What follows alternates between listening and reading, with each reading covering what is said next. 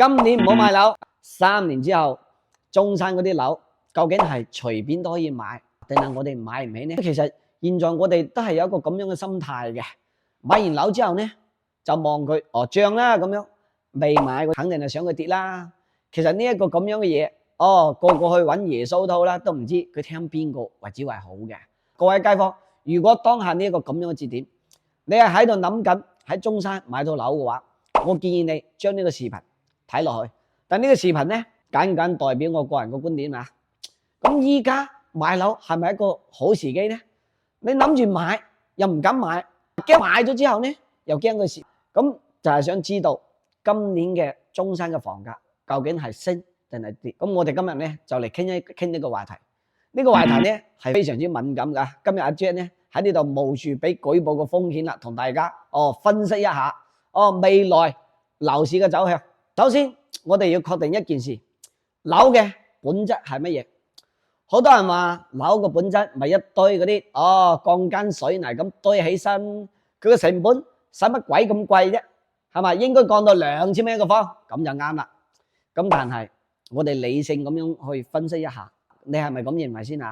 首先樓其實佢唔單單係一個居住屬性㗎，同時呢就其實就綁埋咩教育啊、婚姻啊，同埋土地成本啊、財務成本啊、人員成本啊，再加上人哋開發商都要揾啲銀紙㗎，所以嘅話佢嘅全稱呢就叫做商品房，同時亦都兼顧咗我哋日常嘅通行、細蚊仔嘅返學同埋周邊嘅生活配套咁樣。你話樓梗係唔單單係鋼筋混凝土咁簡單啦，而且呢啲咁樣嘅屬性，我哋唔可以唔去面對嘅喎。我哋短期呢係冇辦法去改變呢一個咁樣嘅事實。既然呢間樓可以滿足我哋好多嘢，咁點解呢2年一直都喺度降緊呢？首先，我覺得第一個原因，只要你係商品，無論啲價格即係你高與低都好，都唔離唔開一個叫做供求關係。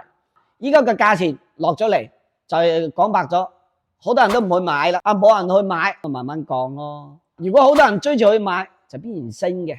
呢個咁樣嘅道理，你話係咪？如果你晚黑得閒嗰時，可以出去逛一逛，你睇下嗰啲7、8年嗰啲咁嘅小區，其實佢依家嘅入住率都係唔高噶。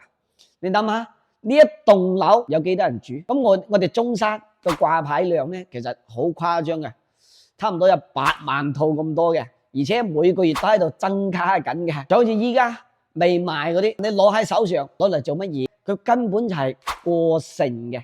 佢咁樣嘅話，佢嘅需求完全係跟唔上嘅。我覺得真係從15年到20年之間，呢度5年已經透支咗未來10年房地產嘅需求關係噶啦。該買嘅都買咗噶啦，而且中山嘅常住人口呢，真係越嚟越少。就業環境你知道啦，留唔住啲後生仔嘅，基本嘅收入只不過4、5千蚊嘅啫，根本就唔好話我搵好多錢啊咁。依家啲人都要去出邊打工。咁中山呢幾年嘅樓，其實兩極分化係好嚴重嘅，而且大環境真係應驗咗一句話：錢人揾咩嗰啲難食。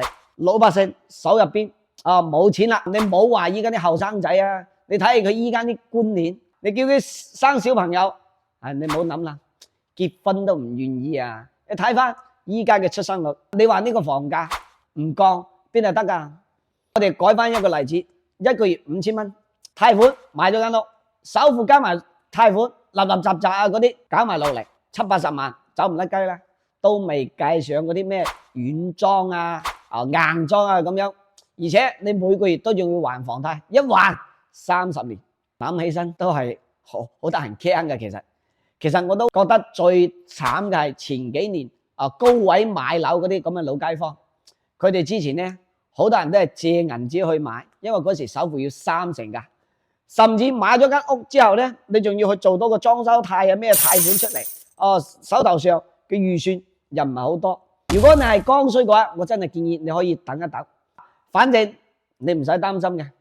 樓更新換代係好犀利嘅，你千祈唔好諗住高槓桿咁樣去買間屋苑。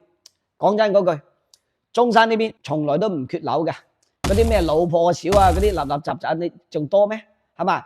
缺嘅係買樓嘅人，特別是係呢一種樓位置唔好嘅，學區唔好嘅，我建議掂都唔好掂啊，俾你都唔好要啊！樓基本已經失去咗個流通性啦，根本唔係話價格高低嘅問題。唔知大家有冇發覺，其實依家中山有啲小區一年佢都賣唔出幾多套樓出去㗎，你話係價格問題咩？肯定唔係啦。所以話買樓嗰陣時一定要有自己嘅底線，一定要揀自己能夠承受範圍之內嘅地段啦、物業啦、口碑，仲有屋苑嘅質量唔錯嘅樓。講充足一個點，一個核心賣點，要麼你就揀一個好嘅地段，要麼你就揀一個靠近商場嘅地段。如果小區品質比較好嘅，小區環境又有翻咁上下嘅，物業差唔多嘅，當然啦，呢個前提之下都仲要根據我哋嘅需求，同時都可以滿足到自己嘅情況下呢，你就按照呢個標準去揀樓就得噶啦。如果你睇到呢度都仲未離開嘅話，我覺得你可以俾個 like 我。喺中山買樓有咩唔明嘅問題，隨時都可以問我。最後幫我點個訂閱，阿 Jack 帶你去揾啲好嘢。